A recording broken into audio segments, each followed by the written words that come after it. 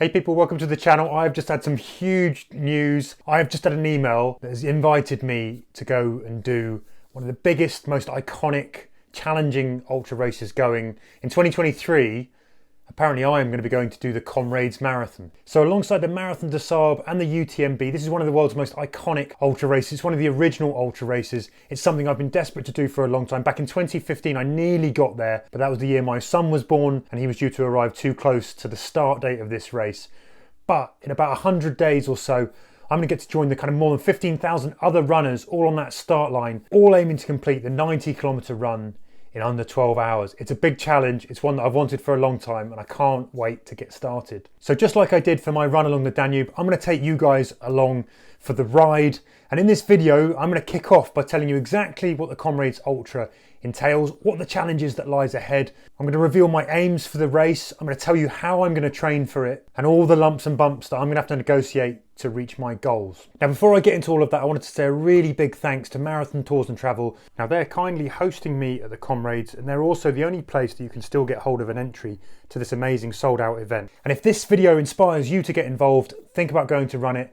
You can hit up the links in the caption below to find out more about how to enter and the Marathon Tours packages that are available to make it nice and easy. Well, easy at least to get to the start line. The rest of it would be down to you. Let's take a look at exactly what it entails.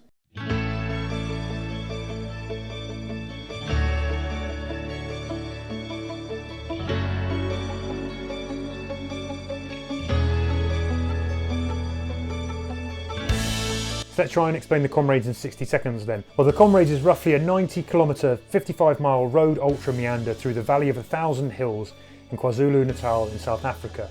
One of the unique features of this road race is that it alternates between up years and down years. In an up year, the race starts in Durban and it finishes in Pietermaritzburg. In a down year, it starts in Pietermaritzburg and finishes in Durban. 2023 is a down year, but don't let that fool you. Even on the down years, there's about 1,500 metres of climbing. And I read one stat that said in the whole 55 miles, just 400 yards are actually on the flat. Runners have 12 hours to complete the distance. Go 1 second over that and you don't get a medal. You don't even get to cross the finish line. So there are 9 different medals up for grabs for completing the Comrades, and those are based on how fast you can cover the course. So there's a bronze medal for finishing between 10 hours and 10 hours and 59 minutes, so just sub 11. There's the Robert McCharley medal for finishing between 9 hours and 9 hours 59. Then there's the Bill Rowan medal. That's for people who finish anywhere between 7.5 hours and 8 hours 59, so just between 7.5 hours and 9 hours. There's also a silver medal for anyone who's fast enough to go sub 7:30. Plus there are 4 other medals that are mainly catering for the elites and those people who are smashing out the course much faster than I'm going to be able to. It's not uncommon for temperatures to be between 20 and 24 degrees at 68 and 75 Fahrenheit in your old money, and there's humidity to deal with too. Now, if you want to talk about those time targets, if you want to finish the race in 12 hours, that's going to equate to around about 13-minute miles for the whole distance. If you want to do it in 9 hours, you're going to have to cut it down to 10-minute miles. If you had any super speedy aspirations to do it in 6 hours, you would need to be running 6.5-minute miles for the entire 55 miles. So what are my aims for this race then? Well, I think it roughly breaks down into 2 goals here. I'm definitely not fast enough to be doing the 6 hours. I definitely want to go out and enjoy the experience and have a good run. So the first goal is just to finish it, get your head up, enjoy the experience. Goal number 2, which is a little bit more ambitious, would be reaching for that 9-hour finish and hoping to get the special medal, but we will see. All of that, of course, will depend on how I train over the next 100 days, and this is what I'm going to be doing.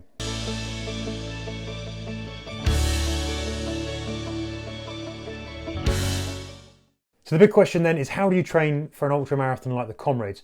Well, to start with, I think I've got a pretty good base of endurance. That's thanks to the 67 marathons in 67 days I did last year along the Danube, but I've also recently done a 32-mile ultra in a tunnel. And with races like this, one of the big things is actually down to what happens up here, up top. It's the mental game. So in terms of mindset, I think the Danube has given me all the mental tools that I need to cope with any hardships that the Comrades may throw at me. What I'm really less confident about, though, is how my legs are going to cope with those incessant hills. So my focus over the next 100 days has to be on getting my legs ready to cope with those never-ending ups and downs, also in the hot and humid conditions that I'm going to face. So that basically boils down to 4 key areas that I'm going to be looking at. So my priority number 1 is going to be hitting the gym, doing a lot of strength training to try and build much stronger legs that are going to be able to cope with those ups and crucially actually the downs that are going to face me when I go out and do the Comrades. So that's going to be going back to some of the old school, the favourites, the good exercises that do the job right: deadlifts, back squats, split squats, lunges,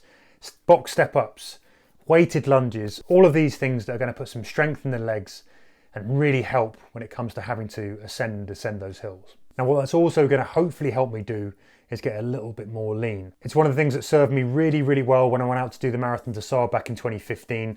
This combination of a bit of running but plenty of strength work, getting nice and lean, giving myself less weight to carry up and down those hills is really going to help. So in addition to doing all of that strength training to try and put on good lean muscle mass, I'm also going to have to feed myself and get my nutrition right to help support that journey. Now, the second thing, and this is really key, and it's one of my goals that I set for the year anyway, is mobility. Now, I know this race has all the hallmarks of a race where your hips can lock up into those deeper miles, turning everything into a big sufferfest.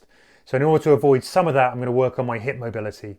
And some of the things that I'm going to do with my strength training are definitely going to help that, but I'm also going to be looking at doing some yoga and other stuff to support that. And now while you can do a certain amount of this work in the gym, you can't beat getting out and doing it on the hills themselves. So I figure I'm going to spend a lot of time on hills over the next 100 days. It's not going to be easy in London where there aren't that many. You know, it's quite hard to find a hill that goes on for more than about 30 seconds. I'm going to have to go digging, going to have a look, going to have to find a way and get familiar with ups and particularly the downs. One of the things I'm going to do is spend a lot of time, if I can, training on downhills so that none of that comes as a surprise to the body when I'm doing that over 55 miles. And then finally, I'm talking about heat. So it's unlikely to be hot out there. We're not going to be talking Marathon Des Sables temperatures, but it's still going to be warm, it's still going to be humid. You know, if it gets up into the 20s, that's plenty hot enough if you haven't done any training for that. So at a point before the start of the race, probably 3 to 4 weeks out, I will start to do some sauna training to get a little bit of heat acclimation to help me out there too. So I've got a big 100 days ahead of me. I've got a lot of training to do. I've got a lot of hills to find.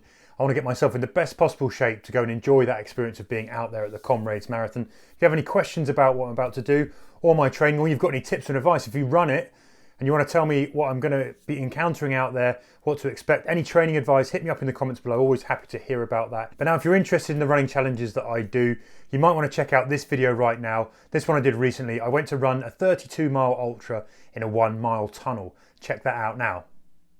Otherwise, thanks for watching, and I hope to see you again soon on the channel.